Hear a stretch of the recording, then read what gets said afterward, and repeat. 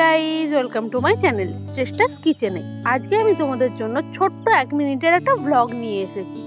এই ভ্লগেতে আছে এই যে আমার সুন্দর লাল টুকটুকে বেদানা। এটাকে যখন তুলি তখন ভ্লগ করব আমি ভাবিনি, শুধু কারণ এর ভেতর যে এইরকম লাল টুকটুকে দানা হবে সেটাই আমার ভাবনার বাইরে। সুতরাং ব্লগও বানাতে পারিনি, ভিডিওও করিনি, কিচ্ছু না। আর এই হচ্ছে আমার ছোট্ট একটুখানি বেদানা গাছ। হ্যাঁ, অবশ্যই এই বেদানা গাছটা আমার 3 থেকে 4 বছরের পুরনো, কিন্তু এতে খুব ভালো করে মাটিও দেওয়া হয়নি, জলও মাঝে মাঝে দেওয়া হয় না, তাতেও এত সুন্দর দুখানা বেদানা ধরেছে। এই যে একখানা দেখতে পেলে ছোট্ট, আর এই একখানা রয়েছে। এইটাকে আমি যখন তুলি তখন সত্যি ভেবেছিলাম হয়তো পচে গেছে। তোলার পর দেখি এরকম সুন্দর ছোট্ট ছোট্ট দানা হয়ে রয়েছে। আর সত্যি বলছি, টেস্টটা এত সুন্দর ছিল না যে দেখতেই পাচ্ছ ভেতরে কিন্তু দানায় ঠাসা।